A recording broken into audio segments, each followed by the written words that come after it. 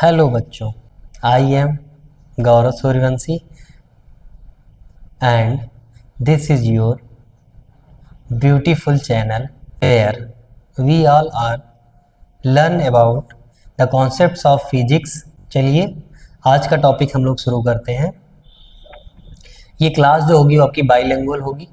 मैं इंग्लिश में as well as Hindi में एक्सप्लेन करूँगा इसको, ठीक है। तो एनसीईआरटी का चैप्टर 1 का इलेक्ट्रिक चार्जेस एंड फील्ड, उसका एक टॉपिक है कूलॉम्स लॉ, ठीक है।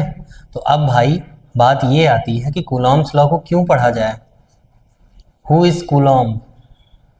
इसको मैं छोटा सा कंपेयर करके बता रहा हूँ। कूलॉम्स लॉ को पढ़ने के पीछे का रीजन, इसको अगर हम थोड़ा सा पास्ट में चलें, अबाउट 1600 सेंचुरी के आसपास, जब कौन था, न्यूटन थे। न्यूटन ने क्या बताया था, न्यूटन की जो थ्योरी थी, थ्योरी ऑफ ग्रेविटेशन, उसमें उन्होंने बताया था कि अगर कोई दो ऑब्जेक्ट्स हैं, उनका मास m1 और m2 है, दो ऑब्जेक्ट्स का मास m1 और m2 है और उनके बीच की डिस्टेंस स्मॉल r है, ठीक। तो उनके बीच जो लगने वाला फोर्स है, the force acting between two bodies is directly proportional to the, किसके, पहली कंडीशन थी is directly proportional to the product of their masses, and दूसरी कंडीशन थी inversely proportional to the square of distance between them, ठीक। और gravitational force किस nature का होता है, ग्रेविटेशनल फोर्स जो होता है वो अट्रैक्टिव नेचर का होता है, ये तो हम सबको पता ही है। तो यहाँ पे जो हम प्रीवियस लेक्चर में हम लोग डिस्कस कर रहे थे, तो उस प्रीवियस लेक्चर से आगे बढ़ के हम लोग क्या करते हैं, जो हमारा आज का टॉपिक है ये है कूलॉम्स लॉ। तो कूलॉम्स लॉ को भाई पढ़ें क्यों, तो कूलॉम्स लॉ को इसलिए पढ़ना है क्योंकि प्रीवियस लेक्चर में हमने थोड़ा सा रिकॉल करेंगे। तो प्रीवियस लेक्चर को थोड़ा सा रिकॉल करने का मतलब, प्रीवियस लेक्चर में हमने पढ़ा था व्हाट इज चार्ज। चार्ज क्या पढ़ा था, चार्ज है intrinsic property of a matter, किसी भी मैटर की जो होती है वो इंट्रिंसिक प्रॉपर्टी होती है। दूसरा हमने पढ़ा था कि types of charges, types of charges में दो टाइप के चार्जेस थे, एक पॉजिटिव चार्ज था, दूसरा निगेटिव चार्ज था, ठीक है। उसके बेसिस पे एक थर्ड प्रॉपर्टी जो पढ़ी थी, that is called charges are repulsive as well as attractive. अगर दो सेम मैग्नीट्यूड के चार्ज हैं जिनके साइन जो है वो सेम है, तो वो दोनों एक दूसरे को क्या करेंगे, रिपेल करेंगे। दूसरा, अगर दोनों चार्ज का मैग्नीट्यूड अपोजिट है, ठीक, मैग्नीट्यूड अगर चार्जेस का अपोजिट है तो वो दोनों क्या करेंगे, एक दूसरे को अट्रैक्ट करेंगे। तो उसी बेसिस पे हम लोग पढ़ेंगे कूलॉम्स लॉ को। तो कूलॉम्स लॉ को पढ़ने का रीजन क्या है, अब सपोज दैट ये कोई चार्ज है, ठीक, कोई चार्ज है यहाँ पे, ये प्लस क्यू रखा हुआ है, और यहाँ पे कोई चार्ज रखा हुआ है माइनस क्यू, ठीक। अब ये चार्ज है प्लस क्यू, ये चार्ज है माइनस क्यू। अब इन दोनों के बीच क्या लगेगा, फोर्स ऑफ, यहां पे हम लिख रहे हैं अट्रैक्शन, इन दोनों के बीच क्या लगेगा, फोर्स ऑफ अट्रैक्शन। अब उस फोर्स ऑफ अट्रैक्शन की वजह से क्या डेवलप होगा, यहां पे एक दूसरा चार्ज लेते हैं प्लस क्यू, यहां पे एक दूसरा चार्ज लेते हैं प्लस क्यू, ठीक। अब इनके बीच क्या होगा, रिपल्सन, क्योंकि दोनों का जो साइन है, जो दोनों की साइन है वो दोनों का क्या है, सेम है, ठीक। इसलिए दोनों एक दूसरे को अपोजिट करेंगे। यहां पे क्या लगेगा, फोर्स ऑफ रिपल्सन, यहां पे क्या लगेगा, फोर्स ऑफ रिपल्सन, ठीक। तो अब ये फोर्स ऑफ अट्रैक्शन और फोर्स ऑफ रिपल्सन जो है, यही डिफाइन करता है, ये जो फोर्स लिखा हुआ है यहाँ पे, ये फोर्स, इसी फोर्स की वजह से हमें क्या पढ़ना पड़ रहा है, कूलॉम्स के लॉ को पढ़ना पड़ रहा है, ठीक, कूलॉम्स के लॉ को पढ़ना पड़ रहा है। कूलॉम्स ने क्या बताया था, हमने बताया क्या, ग्रेविटेशनल लॉ में, तो उस ग्रेविटेशनल लॉ के अकॉर्डिंग दो चार्जेस का प्रोडक्ट, जो दो मासेस का जो प्रोडक्ट होता है वो डायरेक्टली प्रोपोर्शनल होता है फोर्स के। तो सिमिलरली वहां से अगर हम इसको उठाएं, तो ये जो दो क्वांटिटी आई है फोर्स, इसको पढ़ने के लिए हम सबसे पहले क्या करेंगे, सपोज दैट ये दो फोर्सेस लिखे हुए हैं। अब यहाँ पे क्या होगा, पहला जो हो जाएगा, ये जो फोर्स आएगा इन दोनों के बीच में, ये डायरेक्टली प्रोपोर्शनल होगा किसके, Q1 और Q2 के, means product of there charges, ये किसके इक्वल होगा, प्रोडक्ट ऑफ देयर चार्जेस के। और दूसरी कंडीशन क्या है, ये इनवर्सली प्रोपोर्शनल होगा square of distance between them. ठीक, यहाँ पे ये दोनों चार्जेस को क्या कंसीडर कर ले रहे हैं, Q1 और Q2, ये दोनों हो गए। ठीक, और जो इनके बीच की डिस्टेंस हमने सपोज किया है क्या, स्मॉल r, तो force is inversely proportional to the 1/r²। चलिए, तो ये समझ में आया। अब इसको हम जो है अच्छे से लिख लेते हैं अकॉर्डिंग टू कूलॉम्स लॉ। यहाँ पे क्या लिखेंगे, according to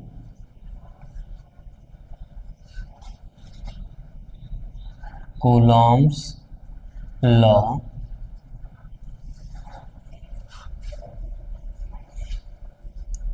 if two charges Q1 and Q2 are placed, Q1 and Q2 are placed at a distance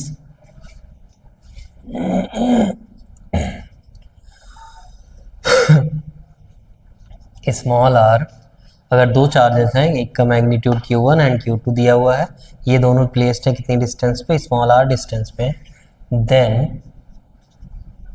पहली कंडीशन क्या हो जाएगी, फर्स्ट कंडीशन यहाँ से क्या हो जाएगी इनकी,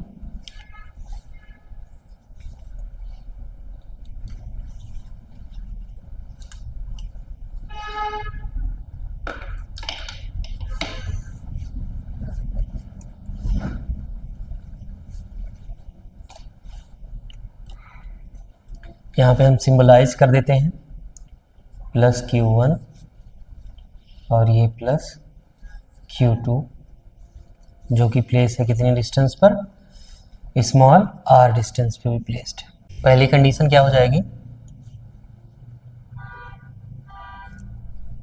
the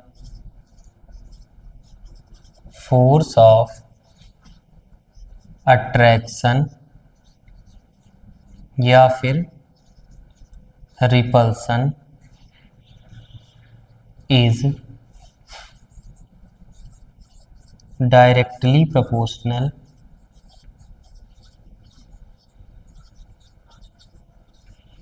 to the product of magnitude of charges। ठीक, that is Q1 and Q2। ठीक, ये हो गया इसका पहला स्टेटमेंट। अब दूसरा यहां पर लिख दे रहे हैं,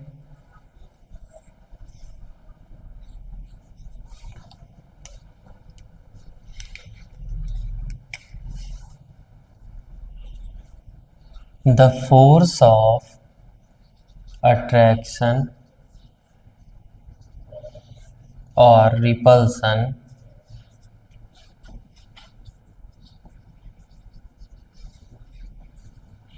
is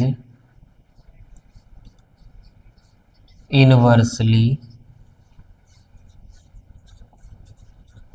proportional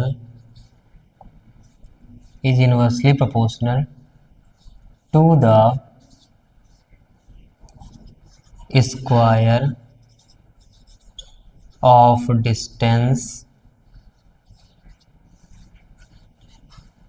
between them।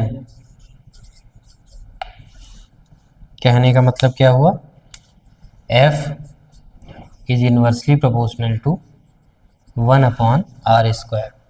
ये हो गया हमारा इक्वेशन फर्स्ट, ये हो गया हमारा इक्वेशन सेकेंड। ठीक, इतना नोट करिए। नेक्स्ट स्टेप पे, ऑन कंबाइनिंग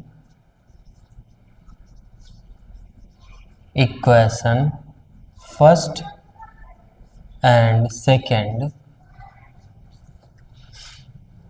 वी गेट, क्या हमें मिलेगा, F is directly proportional to, ठीक, Q1 Q2 मैग्नीट्यूड लगा दो क्योंकि चार्ज की जो है वो पता नहीं है, अपॉन आर स्क्वायर।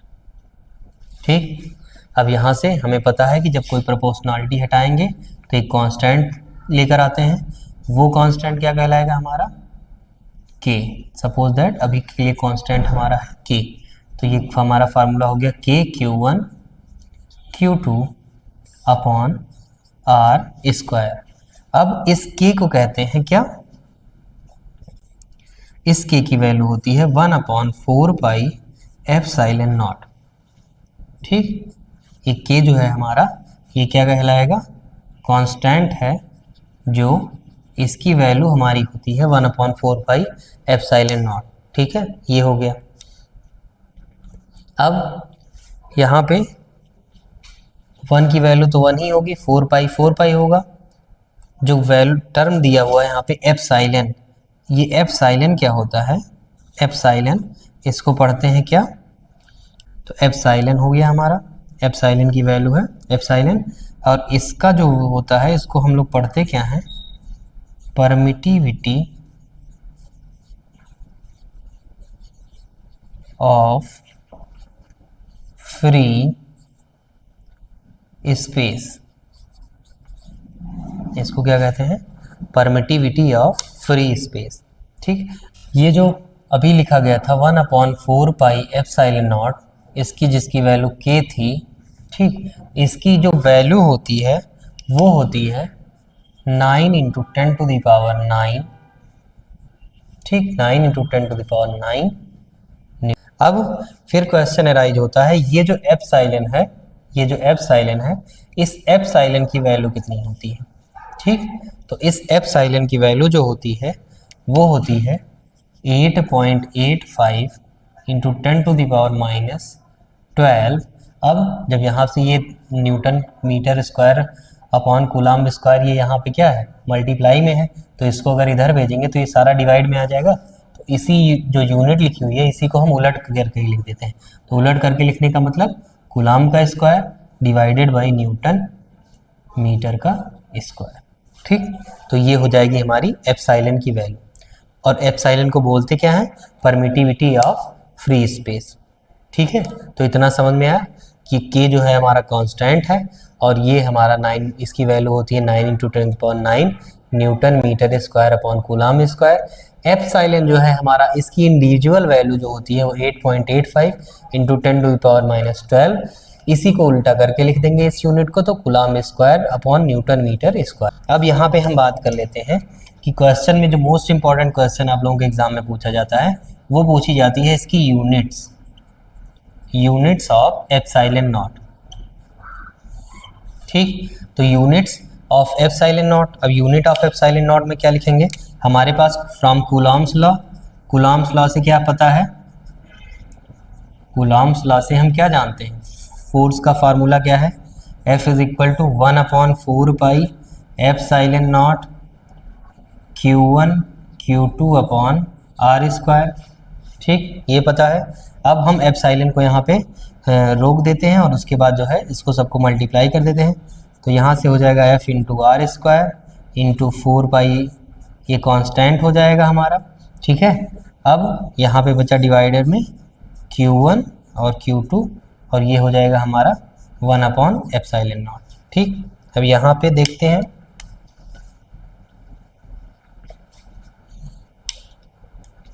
देखिए यहाँ से इसको अगर उलट लें, एप्सिलॉन की वैल्यू को जो अगर उलट लें, तो यहाँ से हो जाएगा एप्सिलॉन इक्वल टू, यहाँ पे हो जाएगा Q1 Q2 upon F × are square, और ये कांस्टेंट है जो 4 पाई यहाँ पे दिया हुआ है, ये इतना टर्म 4 पाई वाला जो टर्म दिया हुआ है यहाँ पे, ये कांस्टेंट है, तो इसका जो है वो कोई यूनिट तो होगा नहीं।